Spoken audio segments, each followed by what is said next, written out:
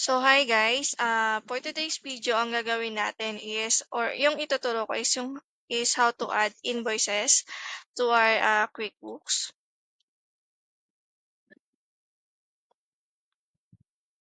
For us to do that,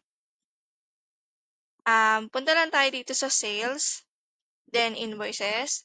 Since nandito na tayo sa invoices, magkikreate lang tayo guys.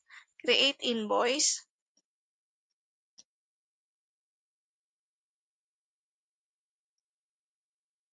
Then, yung gagawin natin ngayon is yung kay ABS product. So, hanapin nyo lang dito sa ABS products sa customer. Pero kung wala pa tayong ABS products, punta lang tayo sa add new.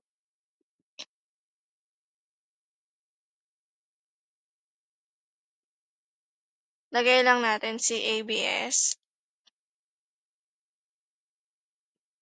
products.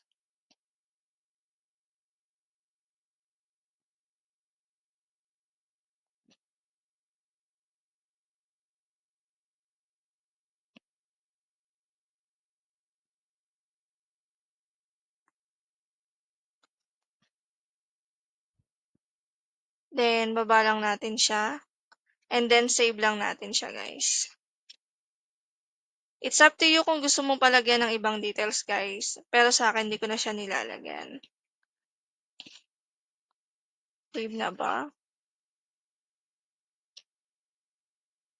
Okay. Once na na-save siya, guys, button tayo dito. Okay.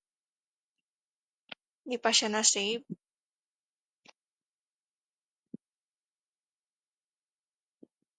Okay, then exit na natin siya. So, if ever guys na na-save na siya, hanapin nyo lang siya dito, ABS products. Then, ang due date niya is January 1. Palitan lang natin tong terms, due on receipt. Then, January 1. Okay. Products and services. Add lang tayo ng new products. Since meron na tayong account management, add tayo ng new products kasi itong account management natin na isa is services to.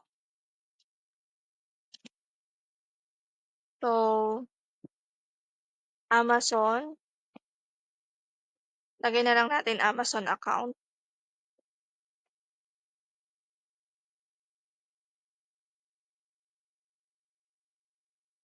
Okay, services. Then, dito guys, income account niya is marketing income.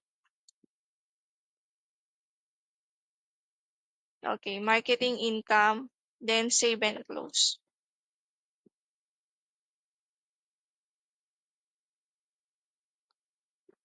Okay. Then, hanapin na natin siya dito guys. Amazon account. Then, lagay lang natin Amazon account management. Tapos, dito sa quantity, as you can see, 20 yung quantity niya. Tapos, yung rate niya is 127. Copy na lang natin siya, guys. So, ang total niya dapat, guys, is 2551.47. So, same sila, 2551.47. Then, save lang natin siya, guys. So, yun lang, guys. Then, yung the rest na invoices na ibibigay ko sa inyo, kayo na yung mag-a-attach. Thank you, guys!